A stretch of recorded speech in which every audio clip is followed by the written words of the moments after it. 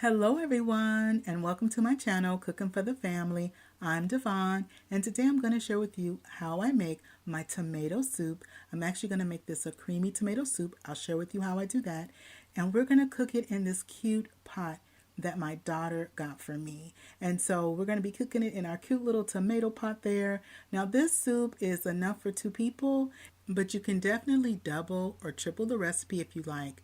I'm also going to be using some chicken broth, and you can always substitute the chicken broth for vegetable broth depending on your taste and depending on your liking. So what I do is I have 1 large garlic, and I go ahead and I mince my garlic, and then we're also going to be using an onion. I'm using a yellow onion, and I dice my onion, and you want your onion to be in small pieces, about half the size of a kernel of corn. Love making this tomato soup because I can whip this up really fast, and we can have this for a lunch or we can have this for dinner with some salad. I have some nice fresh cheesy bread that I've made with this that's homemade, so that's going to go great with our tomato soup. And we're going to put some herbs in our soup, and if you want to freeze your soup, I'll share with you how to do that. So we have our onion, it's nice and chopped up, and you want it about this size, about half a kernel of corn. And then I use some extra virgin olive oil, about a tablespoon, because we want to saute our onion. We're going to get it nice and soft. And stews, I'm a soup person. I love soups. Comment down below and let me know, are you a soup person? I could eat soup even if it's hot outside. It is totally okay with me. Now, if you are new to my channel, welcome in. And if you're a returner, welcome back. My name is Dyvonne, and on my channel, I love to share what I cook and bake for my family in my kitchen. I love things domestic.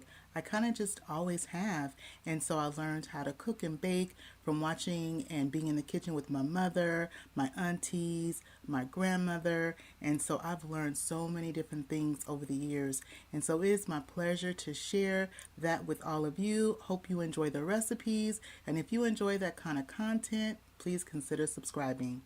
So I also added in a little bit more of the extra virgin olive oil because you're going to use about 1 to 2 tablespoons, because you definitely want enough to saute your onion really well, but we don't want to brown them, because if you brown your onion, then your soup will take on a different flavor profile, but you want them to become translucent. Now once my onion becomes translucent, then I'm going to add in the garlic. So you start off first with your onion, give your onion time to soften up, then you go ahead and you add in your garlic. Because if you add in your garlic too soon, because garlic just takes about a minute to saute. It doesn't take too long to start to just kind of soften up a little bit. But if you add your garlic in too soon, or if you add your garlic in with your onion, your garlic will turn brown, and then that'll also give your soup a different flavor profile. And then burnt garlic can also be bitter, and we don't want that bitter flavor within our tomato soup.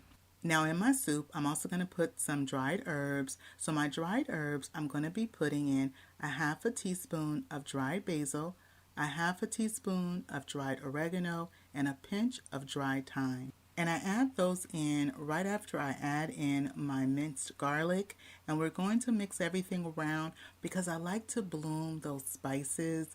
I find that adding them in and sauteing the spices for about a minute really helps to enhance our soup. Now while I'm doing this, I have my flame on a low heat because we don't want to rush this part of our soup because we're building it up, and so you don't want to have like a really high flame. So I have my flame on a low. The base of our soup is smelling good, looking good, and so now it's time to add in our tomato sauce. I'm going to add in 2 cans of tomato sauce. Now when it comes to the tomato sauce, you can use whatever brand you like, whatever brand is local to you, and I'll switch mine up. I'll use different brands. And then I'm also going to be using 1 15-ounce can of crushed tomatoes. Now the crushed tomatoes, I find, gives a little bit more texture to our soup. Now, if you don't want to use crushed tomatoes, you can use a 15-ounce can of tomato sauce. So you would use 2 8-ounce cans of tomato sauce and then a 15-ounce can of tomato sauce. Now, I like to use the 15-ounce can of the crushed tomatoes because I like that little bit of texture that it gives to the soup. I went on ahead and raised the flame on my pot now to a medium high. And then I'm also going to add in my chicken broth. And you can substitute the broth, the chicken broth, for, you can also use chicken stock, or you can also use vegetable broth if you want to have it just all vegetarian. You can go ahead and use the vegetable broth. And if you wanted to make it vegan, the dairy we're going to put in later, you can leave the dairy out and just have it be vegan as well. And so once I have everything mixed well together, you want to make sure that your spices, your onion, your garlic, everything is blended together well. Then I put the top on my pot, and I'm going to leave my top slightly tilted to allow some of the steam to escape. I'm going to go ahead, bring this to a nice rolling boil. Our soup has come to a nice rolling boil. When it comes to a nice rolling boil like this, go ahead, you want to mix your soup. Make sure that it's not scorching on the bottom. So for the rolling boil, it took maybe about 10 minutes. Give or take a couple of minutes, but our soup is not ready yet. I'm going to go ahead and taste it. And at this point, if you want to have your soup be spicy, you can add a few shakes of some red pepper flakes if you want a little bit of a spicy tomato soup.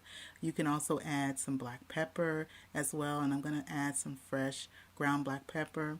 And so I tasted my soup for seasoning. Now you can add the seasoning to your taste. I'm using my pepper grinder, and I'm just going to add it to my taste. So this is just about 1/8 of a teaspoon to about 1/4 of a teaspoon. And then I'm also going to add in some coarse kosher salt and just a couple of pinches, just like a pinch or two of coarse kosher salt. And again, you can add none at all or a little bit. It just depends on your taste. And so once I've tasted it and I've added my additional pepper and the additional kosher salt for my seasoning, go ahead, mix it good. Now I'm going to turn my flame down. I'm going to put the top fully onto my pot, and I'm going to let the soup simmer. This is going to make the difference with the soup.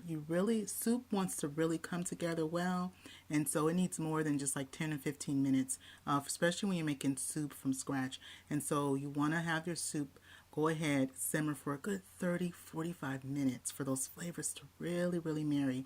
So we did that 10 minutes of the rolling boil, and then we went on and let our soup simmer for that 45 minutes. That's how long I let my soup simmer. Now to make a creamy tomato soup, we're going to be using some heavy whipping cream. Now a few tips when it comes to the heavy whipping cream.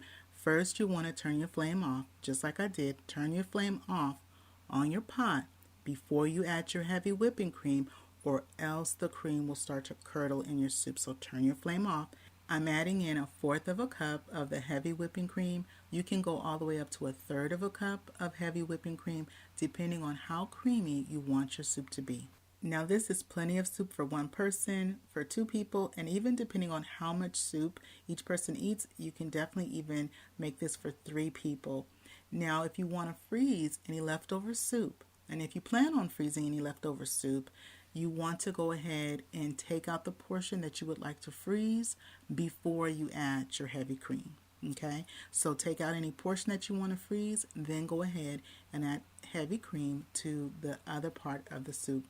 Also, when you're warming up your soup and it already has the cream in it, you have leftover soup in the fridge and you want to now warm it up with cream, any kind of cream in your soup, you always want to have your flame on low.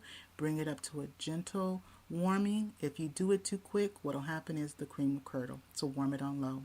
Well, our soup is all done. I have made this cheesy bread from scratch.